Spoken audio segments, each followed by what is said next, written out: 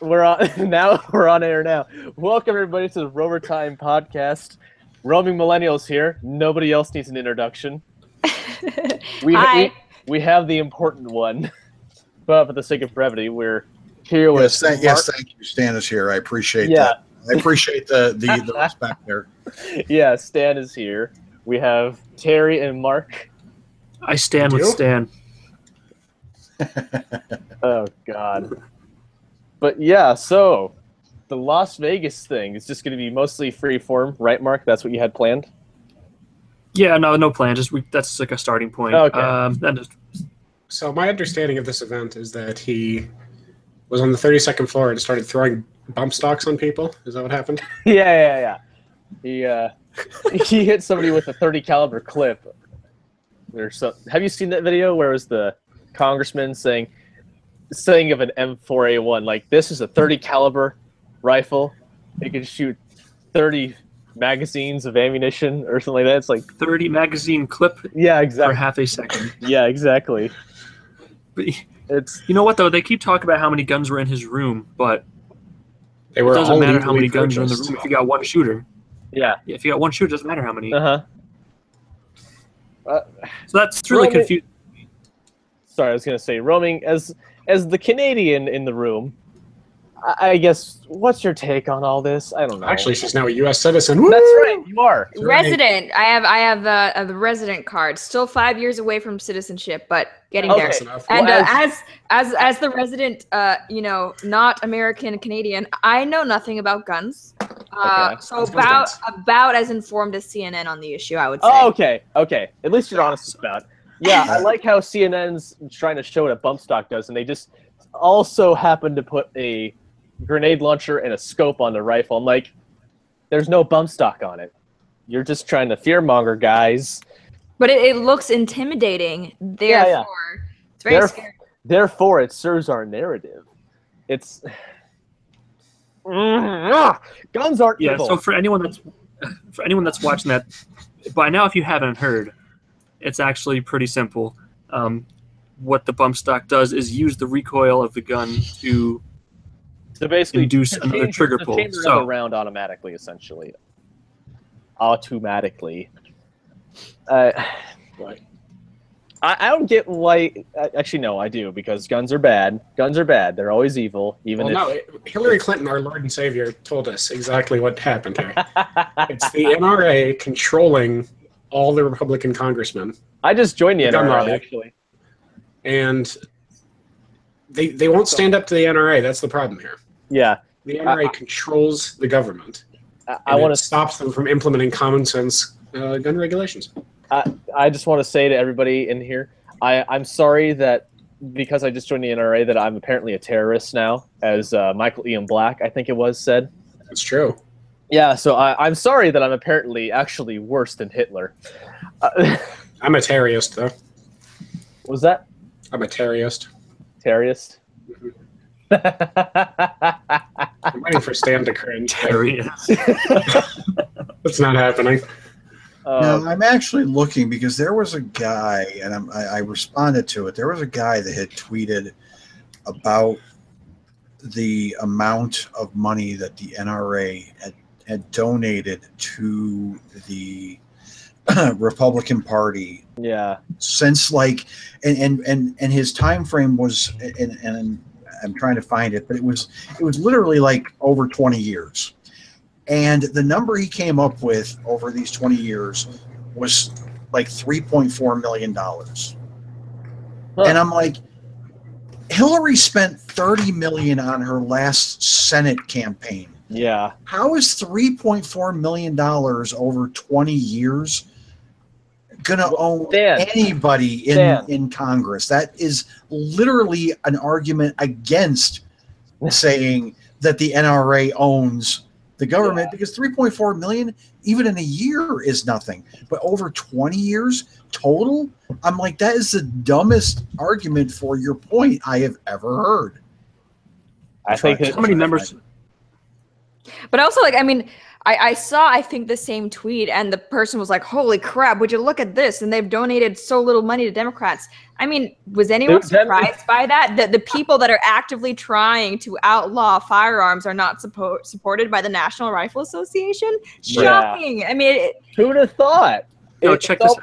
It's almost like that's a logical conclusion or something, Roaming. I don't know why you would bring that up. To Stan's point, there are 4.5 million members in the NRA as of 2013. So that's like every member giving 66 cents. As of 2013? Or as 2013. Sorry. That's when I am. So I just thought I'd throw it out there. I just hate all the... It's not like it's a new thing, all these people on the left saying, guns are bad, ban guns. And all. It's like, no, stop it. And obviously they've been saying it for years and whatnot, but it just... I wish I could not physically pound it into their head because I don't want to go to jail, but somehow get it across like not an evil thing, just a tool. Like, okay, this dangerous. That is really bad. I don't want that being inside my body.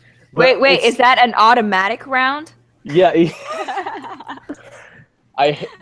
You're technically right. It literally is a 45 auto.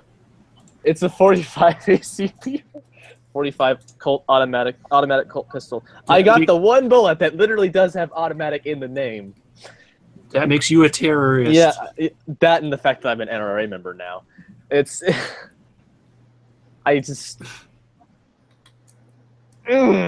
I could contort my fingers anymore, I would be Mr. Fantastic.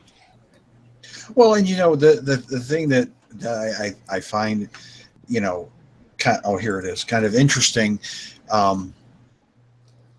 is first of all, they don't want to talk about Chicago where there's so much gun control and it's the worst crime, and they're still not, and then they don't want to mention that, and I found the tweet. Since 1998, the NRA has donated $3.5 million to the current members of Congress. Right, $3.5 million in almost 20 years.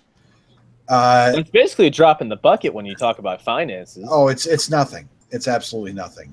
But they don't want to talk about that. When it's in areas where it work, and then look at places where they have complete gun control.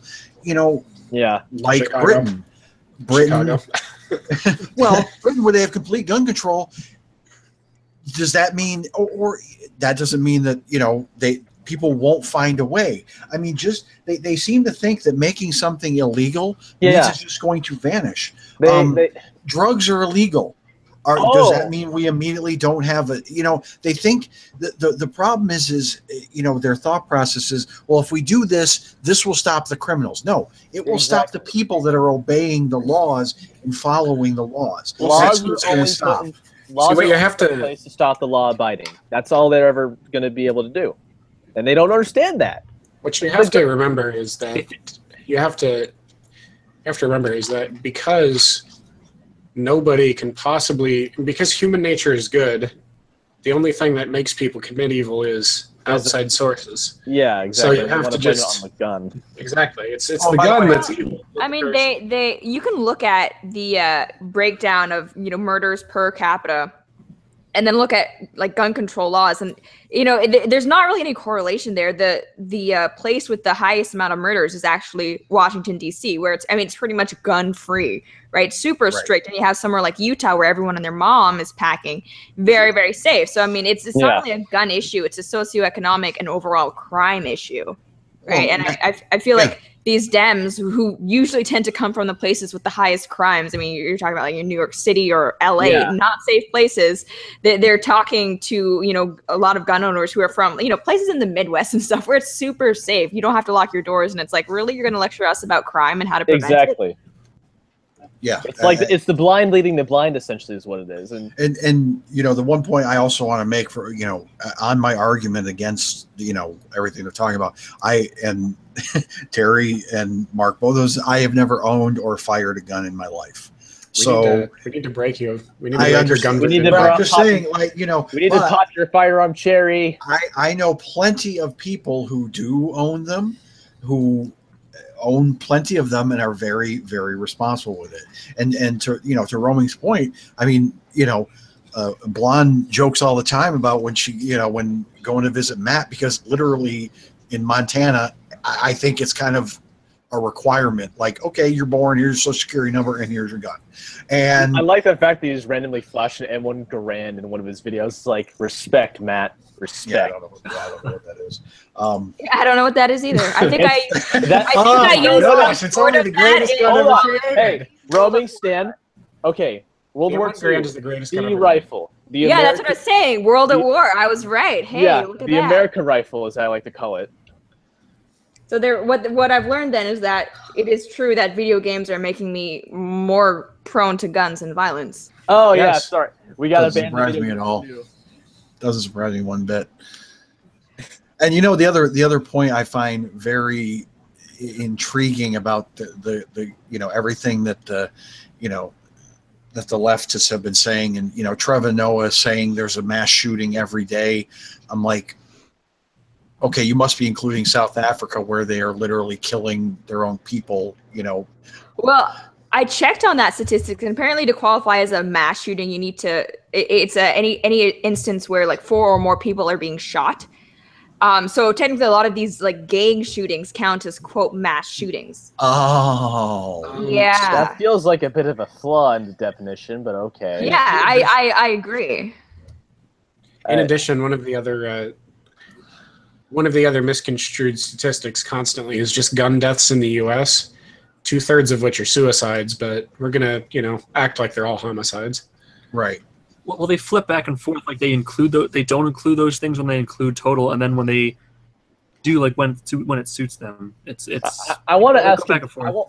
I want to ask Adem. Hey, where would you feel safer exactly? The place where there's very little guns and you're more likely to get shot somehow mysteriously, or the place where there's a shit ton and no one's going to hurt each other? Well, but see, the problem is the Dems and the people that are talking about it live behind their ivory, behind the walls. They they don't worry about it, and the other thing that really, as I throughout the week that was infuriating me was, everything that they were screeching about the NRA and gun control, if you replaced it with the words immigrant or Muslim, then it's problematic. But it's an equal problem that they don't want to address. And I just in that mass shooting thing, it's like, okay, they quantify that, but yes, so technically there was a mass shooting, but they don't want you to know, well, okay, I mean, technically then the mass shootings are probably happening in areas where guns are technically illegal, and having gun control would mean nothing because people will still find a way. Okay, I want to do something real quick just to educate everybody watching, and Stan and Roaming, both you two. Now, I want to do a thought experiment here. What do you think is more likely to be deadly? A 22 long rifle round, like basically just it's like the size of a tack or something, or a 50 caliber round.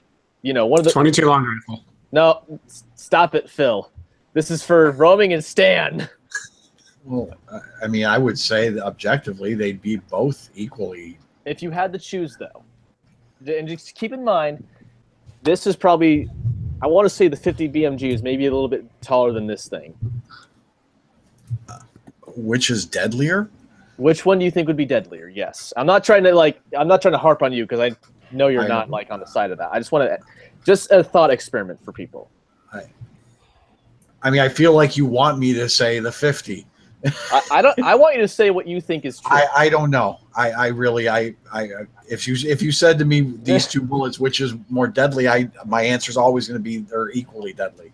Okay. I mean, if that's the good one too. If you shoot me in the eye, either with any bullet, it's going to be as deadly. I say this not most, and you're right. I was thinking, all right, I want to see if they say the 50 cal, because most people I don't think know this, but this is not a 22, but a 22 round, really little, like not even the size of, I want to say my pinky right here, or the top knuckle of my pinky. It is deadly, yes, but it's not deadly just because, oh, hey, it goes into a body and it causes damage. No, it does more than that. While the 50 is just going to go through you, the 22 long rifle is going to bounce around inside your body and play pinball with your organs, essentially, and not exit. And it's like, okay, teach people these things. I don't get why all the Democrats... Well, okay, I kind of get it. They don't want people to have guns because guns are bad, okay? And they just... I assume they just want to impose more on us and not have the repercussions of it. But I think if we were to educate more just general people, like, I want to set up a class somewhere or something like that. Like, not anywhere where people obviously know their shit. More like, hey, let's go to... I don't know. We were talking about it earlier, San Francisco.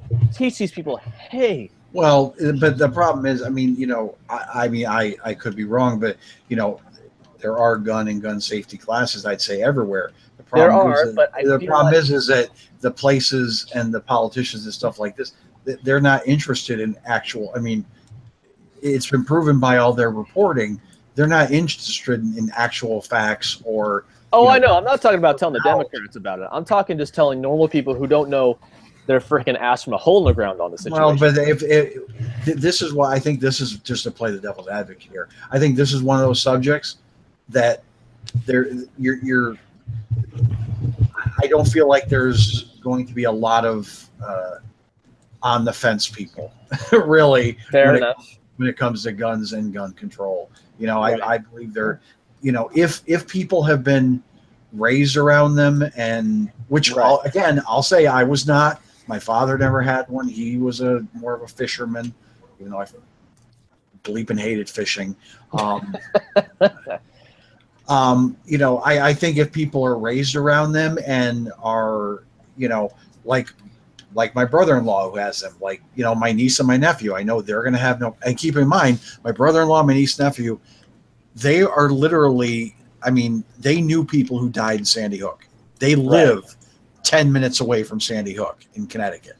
You know, but because they are going to be raised around a gun, taught respecting a gun, you know, they won't have the fear.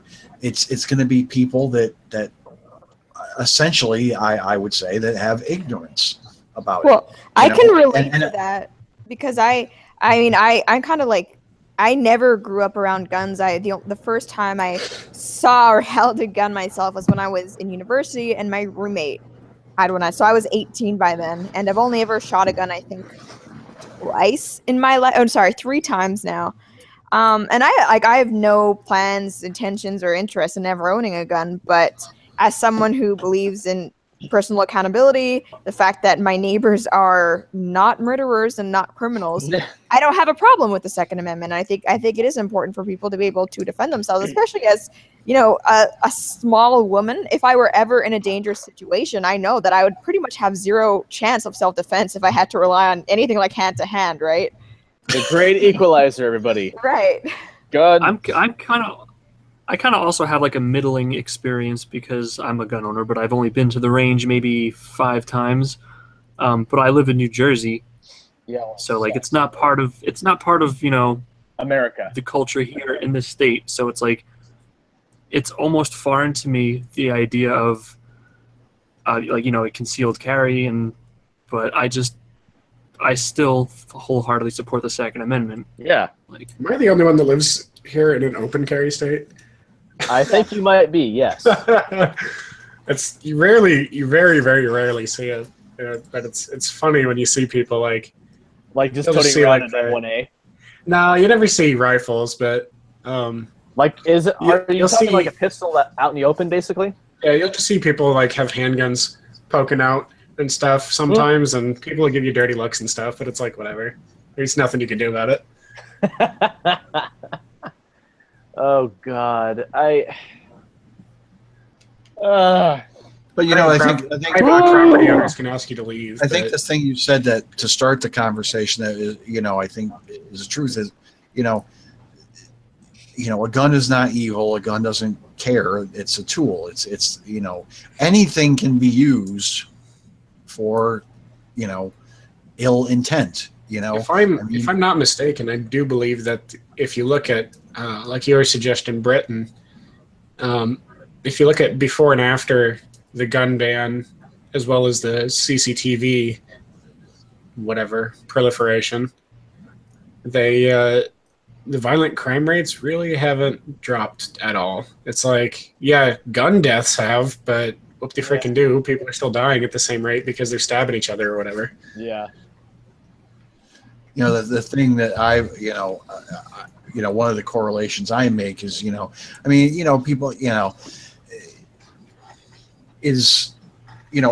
when you have something like guns, people say, well, we need to control it because people are using it. They're using it in the back, not as is intended, and it's killing other people. Well, I could make the same argument for alcohol. Yeah. I mean, how many drunk driving deaths are there every year? So does that mean, because X number of people abuse it and don't, that we should look at regulating and killing that? Yeah. We should outlaw cars. Yeah, well, cars kill people every year. We just got to get rid of all the cars. Sorry if you want a Ferrari. I don't know.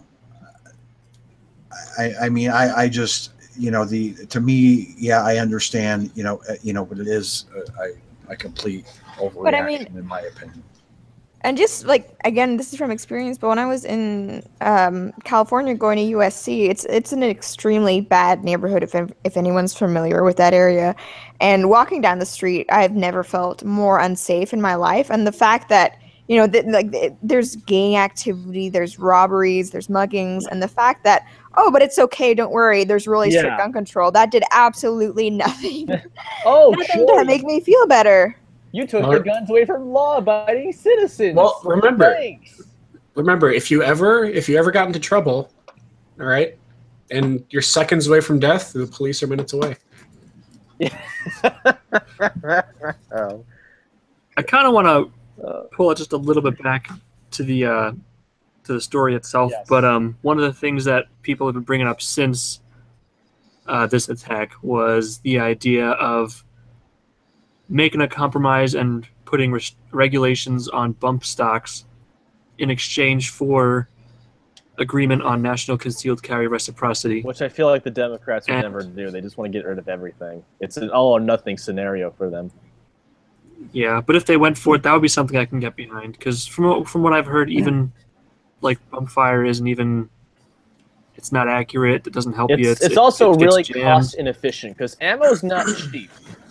So there's no good reason to own a bump stock, and here's the thing though: you must be responsible for every shot that you fire, and if you're in a bump stock mode, it's clumsy. You're not really hitting. You're not really making a determined target. Also, yes. Well, it's just like anything that's full auto. But the thing is, there's no good reason to have a bump stock, and I'm not against banning them. But here's the thing. Is bump fire techniques have existed prior to bump stocks. In fact, there's a technique where you can just use your belt loops and some string, and you can achieve a result that's even faster than bump stocks. So exactly. That's why I'm happy. It's like I don't like I said, I'm not against banning them because there's no good reason, but I don't think it will really help anything for anybody who's actually trying to achieve the full auto result. Yeah. Exactly, but give them something by giving them nothing. They'll think it'll do something. I'll make that compromise if they get national concealed carry reciprocity. But if they ban it, then no one will use it because it's illegal. Yeah, yeah. I mean, from what I saw, and I mean, I'm not, again, I don't know anything about guns, but it kind of looked like it would be something that you could actually print yourself with a 3D printer, like the bump stock. Yeah. So I don't really know how for sure. Banning that would be even. So something to understand is most guns, popular models, are very modular. So you can just take stocks off and put new ones on, and you can do all sorts of things. You can completely replace triggers. It's just like Legos. Really, it is. It's the best kind of Lego. It's the Lego. Exactly. But that's the thing is you can have one AR-15 and have another AR-15, and they'll have exactly 0 parts in common, including the ammo. So it's it's really, really difficult to go about banning anything because it's just they're so. It'd be like trying to ban like a car accessory. Like, it's something equally complex, and there's 100 different ways to accomplish whatever you're trying to do. It's just spinners. And all it's leading to anyway is when you do that, it's probably going to be like some kind of prohibition era thing where it's like, oh, okay, so you're saying now we have to just carve holes in our houses to really hide shit easy? Thanks. We got that now. Well, that's where my mind's going, because somebody else confirmed this for me. The gun he had, that was illegal back in '86, right? No, because he didn't have a fully automatic weapon. He had an AR-15 or an AK-47, I can't remember which, that had a bump stock attached to it. That's what I was wondering. I heard that. So it's a 100% legal gun that he had. Yeah, Romy and I were discussing that AR bump thing a little while ago. Yeah, we were kind of breaking it down, and we're both like, we have no freaking clue what the rounds. The rounds and the automatic magazine ammunition, all that stuff. Okay, so if you'd like, me and Doctor could easily walk you through it. Yes, we'll take you step. First of all, thing. I've gone through 49 years, and I'm good. I'm on your side. All right, so why don't we go back to the murderer here, Stephen Paddock. Yes. And what's interesting is everybody has been concentrating on the gun side of things, when really, why don't we look at this guy, right? Yeah. So why did he do it? Well, that seems to be a giant apparently he left shrug on everyone's thing, that because no one seems to have. They've gone, from what I understand, they've gone through like his, all of his digital history and, and they literally cannot find any reason. I'm going to give you the reason. I heard. I'm going to give you the reason is because he was a materialist. He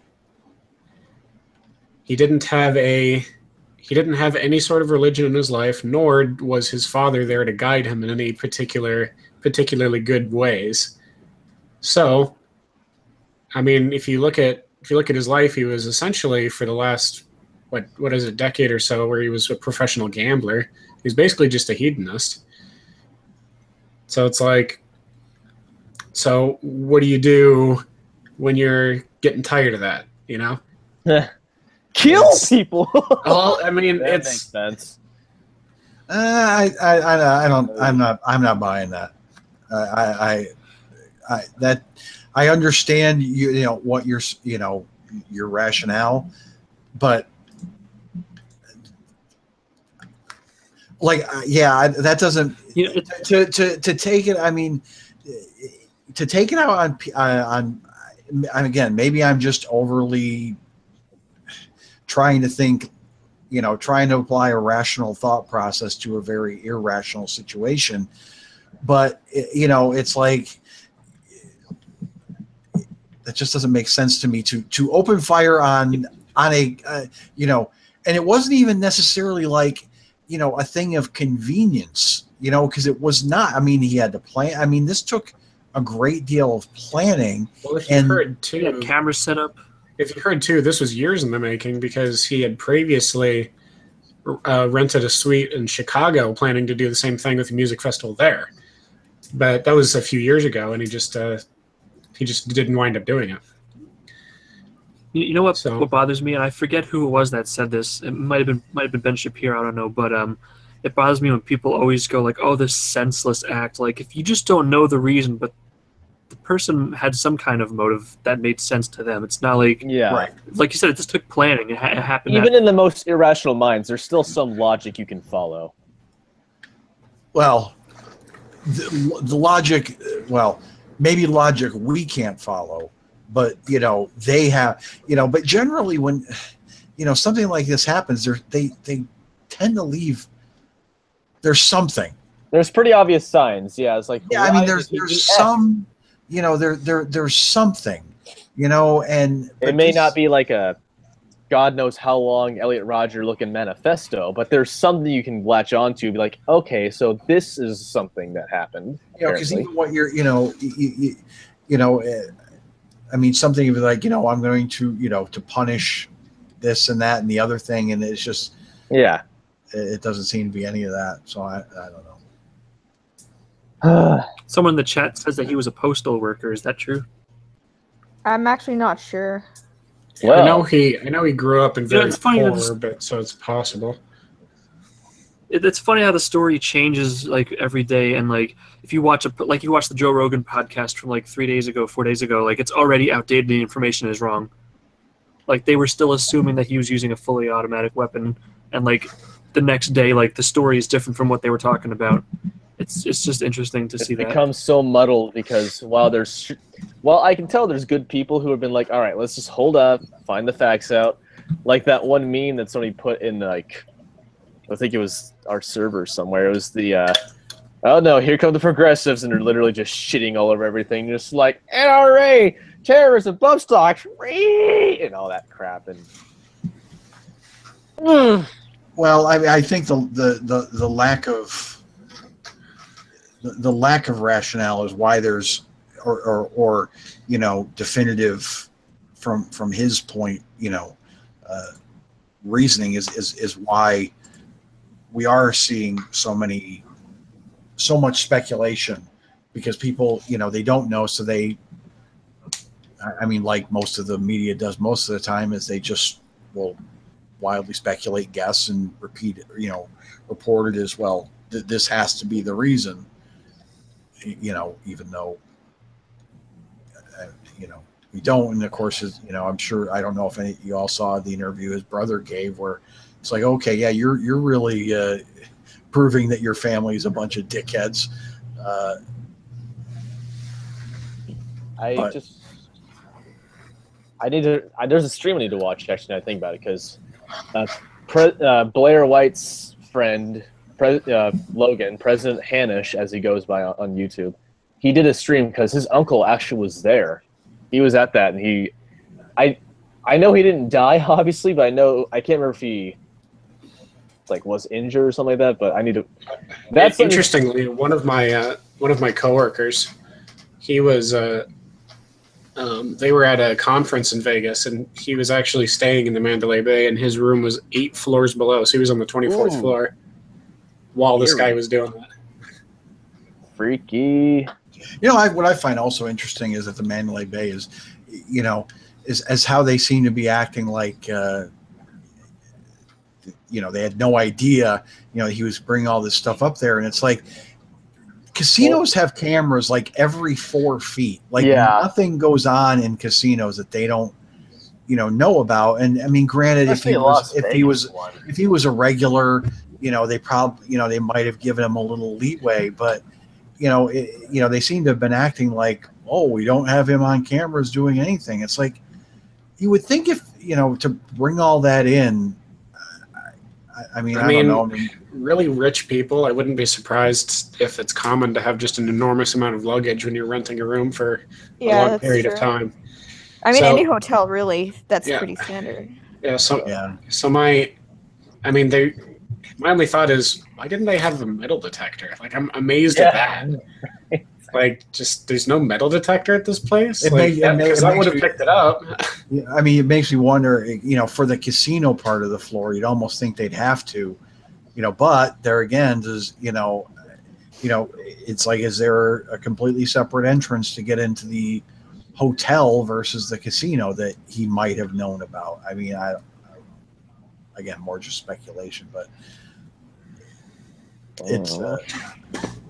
But I mean, what's the next step? To have hotels when they check people in to start, wanting to check all your luggage? I mean, but that's the issue. You can't have 100% security unless you turn it into some sort of police state or have martial law. There's always going to be something someone can do, and the only way we can avoid that is if we treat everybody all the time as if they're a potential mass shooter, which kind of means you lose all of your freedoms. And I prefer freedom to safety. Well, I mean, let's think about it, right? I mean, a totalitarian state is the safest you're ever going to be. I mean, as long as you don't have a crazy dictator, but or no, as long as you don't have one of those free thoughts they talk about. That brings up another good point. Now, the Democrats and a lot of progressives and all the crazy people on the left right now, they're trying to say that Trump's some kind of evil dictator. He's this, he's that. And yet now they want the government to be the only ones to have the guns. Yeah. Are they changing their mind, or are they going to... They're totally unaware it's what they are.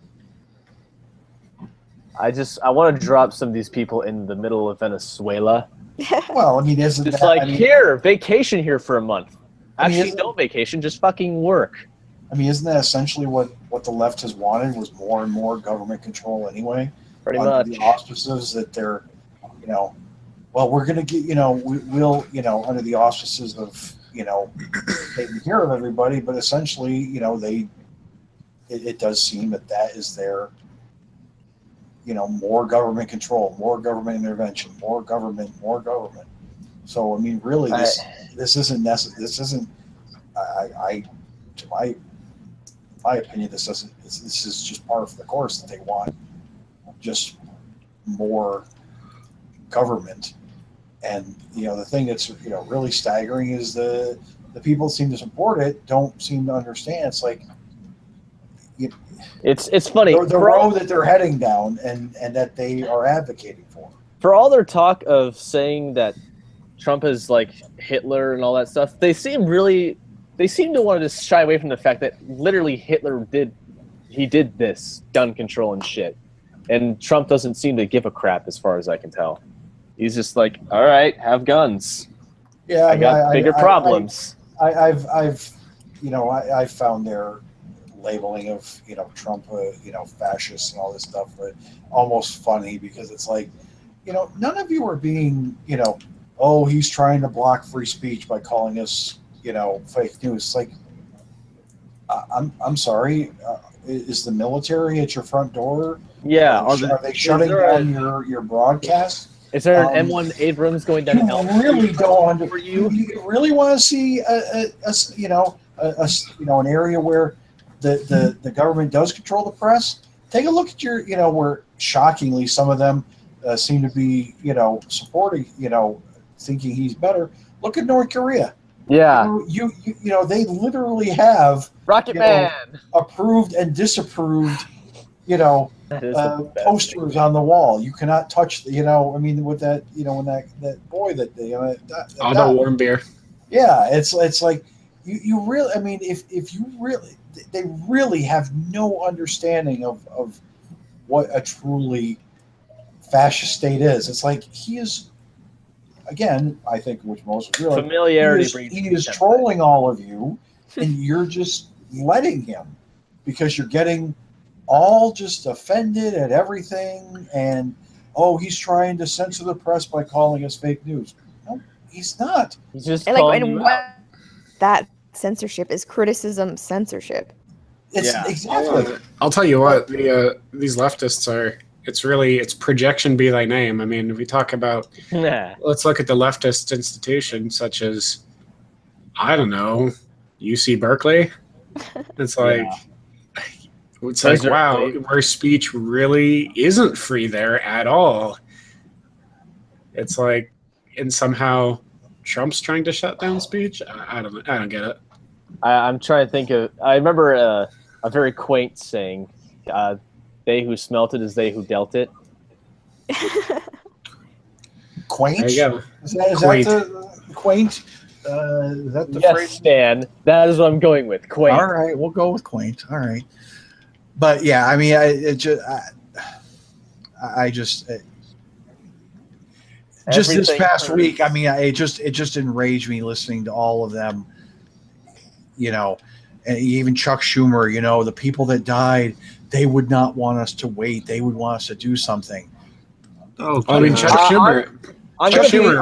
Aren't you the one that was crying over, you and Nancy Pelosi over, immigrants, Nancy Pelosi, who looked at a woman and said, no, letting more immigrants in and letting, giving the people that are here, giving them immunity, that will make your life safer.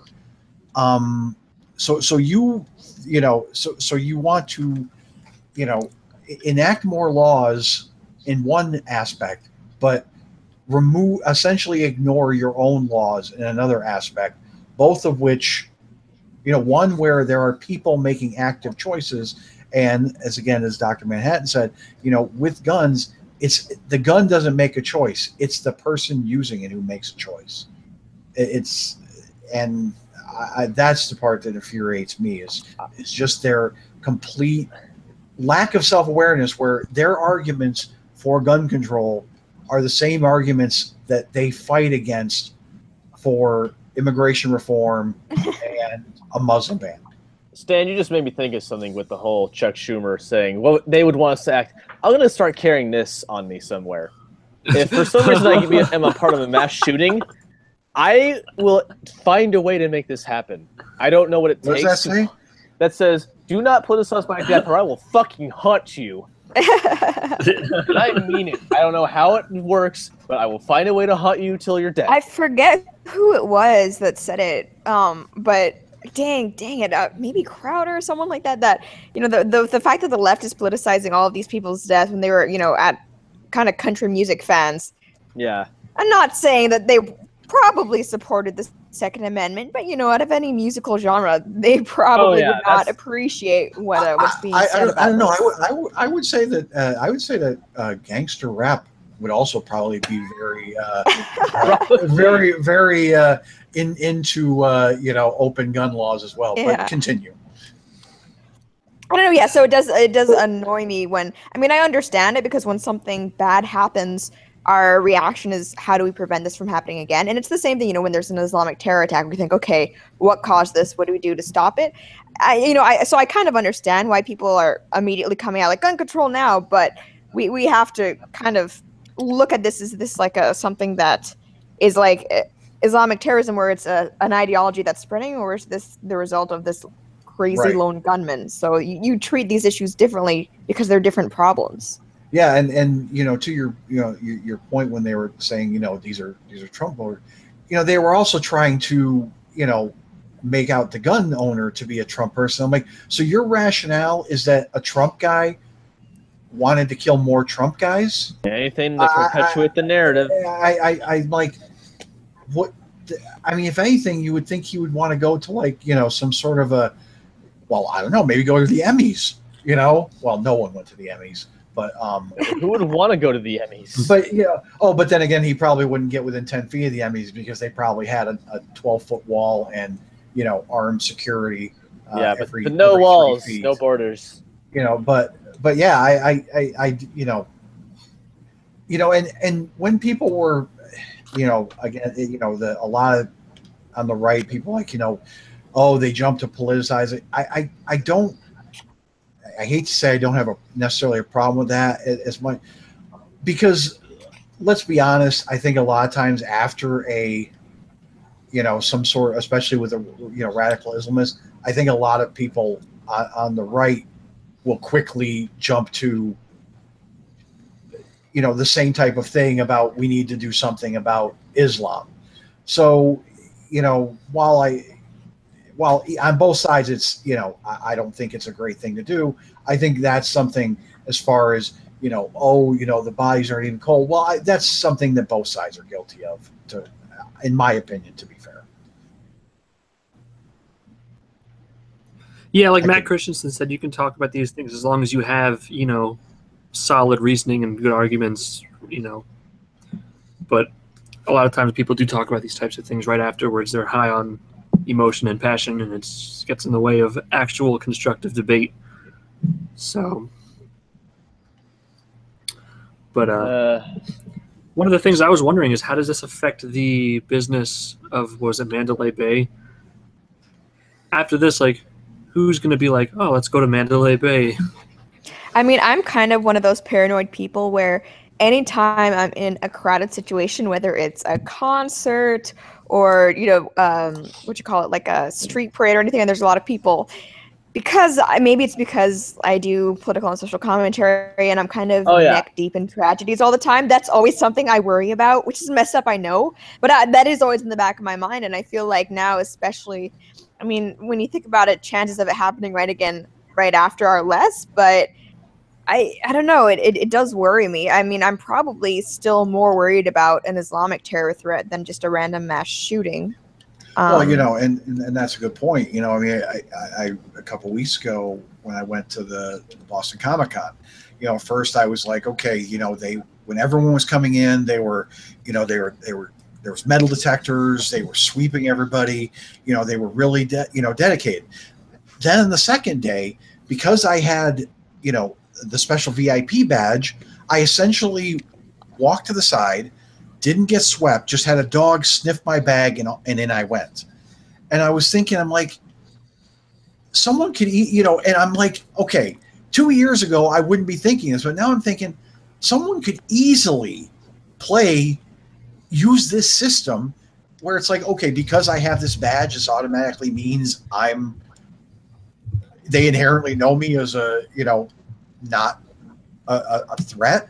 And it's, you walk around and even, like you said, in these massive events, and it's like any one of these people, and who says they even need a gun?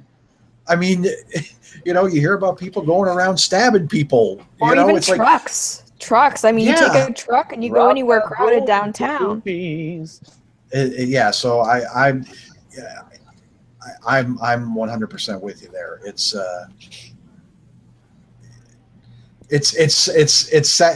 sucks being in the know of what's going on in the world, because you can't go to things anymore and just enjoy them, because you have to be constantly on guard. And I'm a very guarded and introverted person, so I hate going to crowded events anyway. But this stuff like this doesn't help, because it makes me not want to do anything.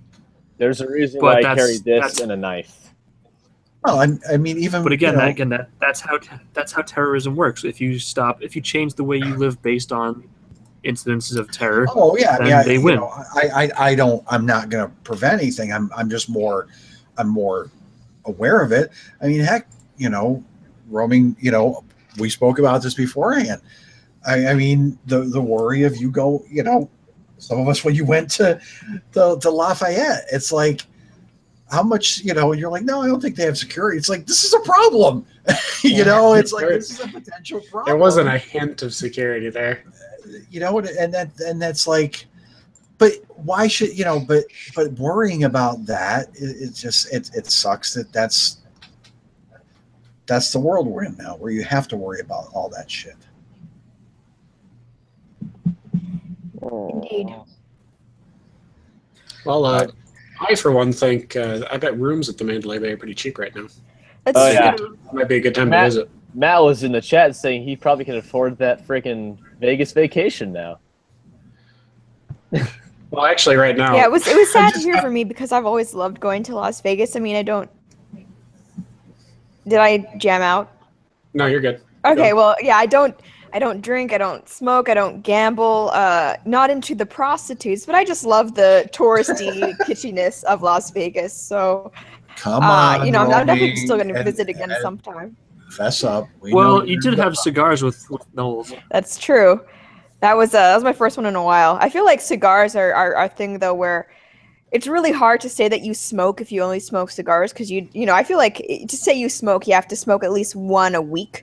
And that's kind of expensive with cigars.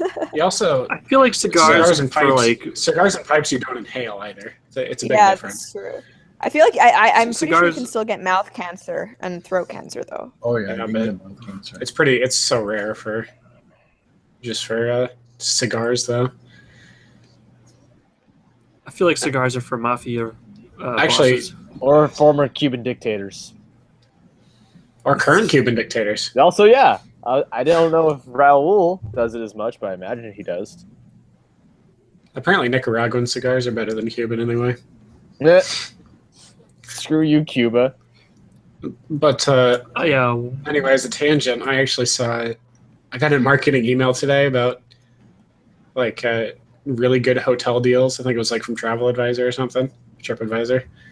But it was funny to look at, because it's like, wow, everything in Florida is half off right now. Yeah, actually, funny story. Well, I was going to, dang it, where was I going? This might have been when I was going to Newark, but I think I may have told you guys when we were at the mall. I'm not sure, but I was talking to the customs person, and she was saying that she actually had a family that was going to Florida during the whole Irma thing, and she was like, "Why are you going? Like, what? Don't you know what's happening?" He was like, "Yeah, but it's non-refundable." Like, so you're literally bringing your family into a natural disaster because it's non-refundable. That's all right. Makes sense. Roaming. Okay, tell me your dad wouldn't consider it. Oh, that's hard. I feel like he'd be on the cusp of considering it, but wouldn't go through with it. You'd be like, "Oh God!" You would think that. You know he would. You know it would. I mean, it wouldn't be a hard decision, but you know he would pause and he would think about it. He'd be like, "Well, all right, okay, fine." I mean, wouldn't you think that even with a non-refundable policy, that you could probably get a refund if there's an impending hurricane? Like.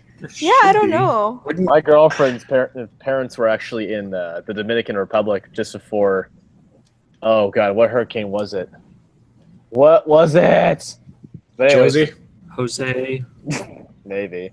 But that was fun. She just gets a random text from them, just like, going to Canada, and it's like, huh? Yeah, my cousin just got married.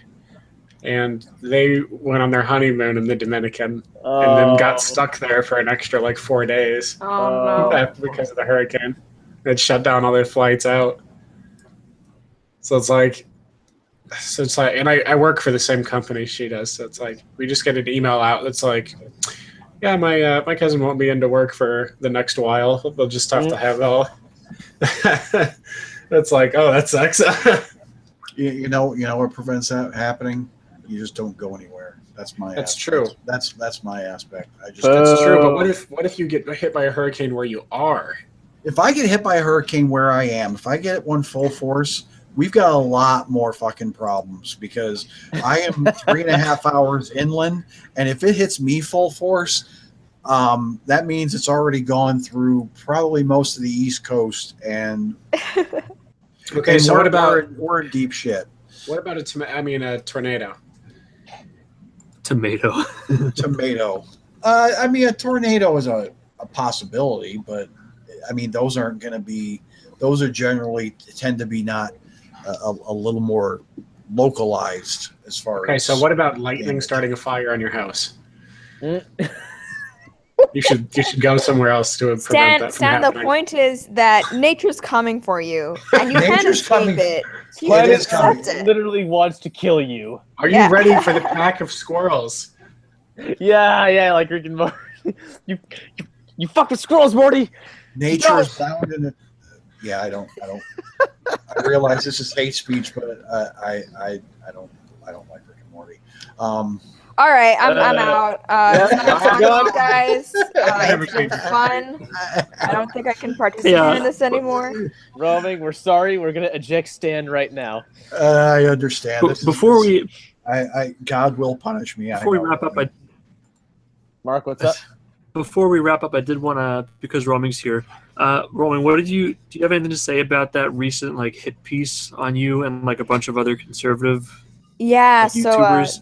That I'm making a video about it, and that should be out tomorrow. That's what I'm gonna work on more when I finish with you guys. But I thought, I mean, if anyone hasn't seen it, you can go to rightwingwatch.com, and it should still be somewhere on there. Yeah, they the thumbnail of the article, it pretty much just says how white supremacy became YouTube famous or something like that. And it's pictures of like me, Sargon, Stefan Molyneux, Brittany Pettibone, stuff like that. And I saw that, I was like, what? And yeah, what? I mean, Blonde's done a response to it. I mean, everyone on that piece, even like there are people who I don't agree with on that piece, but I feel like they just misrepresented everybody to the point where, okay, there are valid criticisms against this person, but because you've so blatantly misrepresented everyone, like no one's going to believe anything you say now. And then what I found, really quite humorous is then within a couple of hours, he turned his Twitter into protected, where and he has to approve people to, and he blocked Blonde. I tried. Oh, he's unfrozen it. He's unblocked his Twitter. Time for the Twitter brigade. He has unblocked it. I didn't notice that, but neither did I, because I tried to follow him and I didn't get the I don't know, you know, if there's a denial, but it just like later that day it just said, you know, request to follow. So I was under the impression that I just was denied, but yeah, he's unblocked it. Though I would be willing to bet it sounds like none of you have heard back from him about your. Well, Blonde. So Blonde actually did try to get him on tonight's podcast, the Beauty and the Beta podcast, which I mean I would have loved to have seen, and I invited him on a stream as well. But he told Blonde that if she wanted an interview with him, she'd have to go through his I guess like the publishing company or the I don't know, like the Right Wing Watch people. So she tried and just hasn't heard anything, and then he, I think, blocked her and put his account on protected mode. So yeah, that's not looking like it's going to happen, pretty much. Romy, can I ask you something? What is it like, apparently, being a self-hating white supremacist?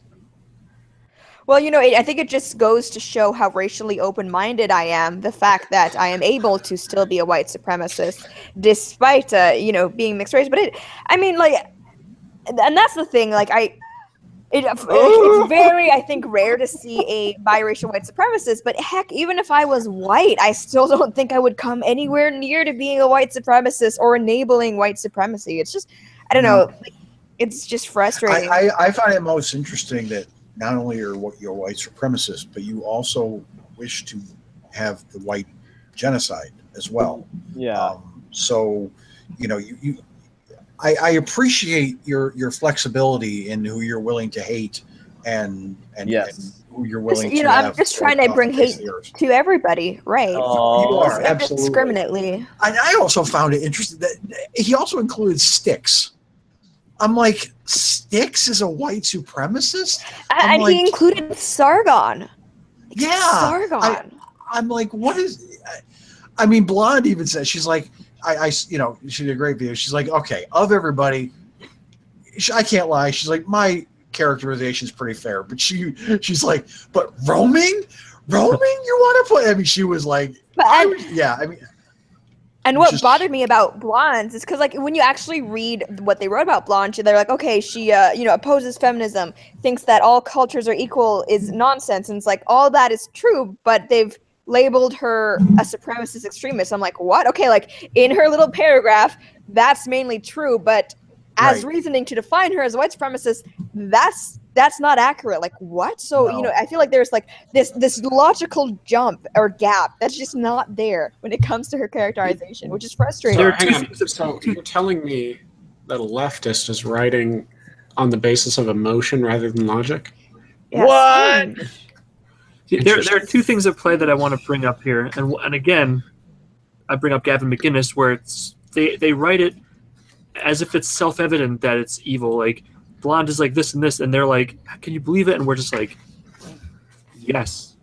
Like they don't take into account that there are good arguments against their point of view. They just take it. They think everyone takes as face value, like, "Oh, that must be terrible," but that's not the case.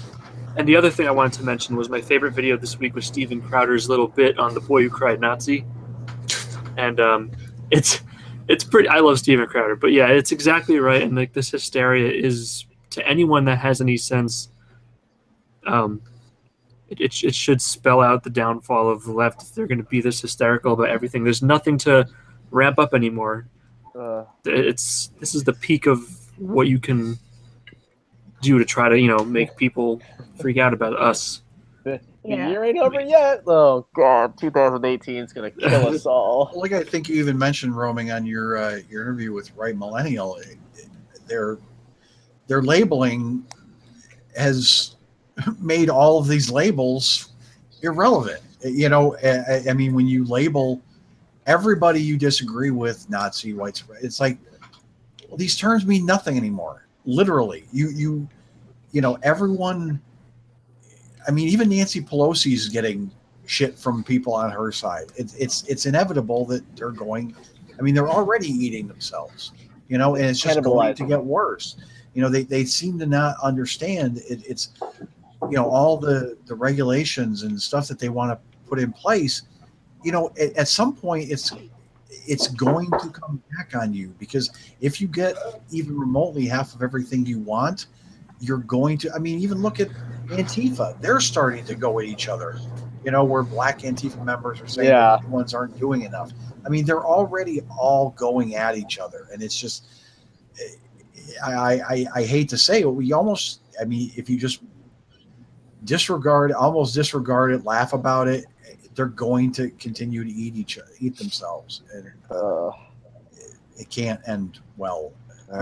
It can't end successfully for them, I should say, in my opinion. All right. Mark, you want to make a final point? Sorry. Oh yeah, no, it's about time to wrap up. But for everyone watching, sub to us, sub to Roaming Millennial. Grab yourself a nice dinner, and then come back and watch Beauty and the Beta in 30 minutes. Yeah, check out that Roman. She's a good little up and coming channel. Oh, thank you. Yeah. Thanks for having me on, guys. Yeah, so thank you for taking your time out of your busy white supremacist day, Roaming. Yeah, I have a rally to go right after this. So did you get your teeth torch? God. Oh, awesome.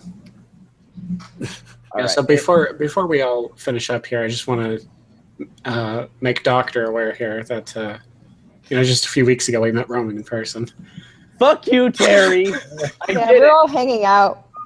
I get it. I wasn't there. I was West Coast bound. Stop being a dick. All right. Stop living in California. Fuck you, Stan. Go places. Okay. See you, everybody. Good night, everybody. Bye.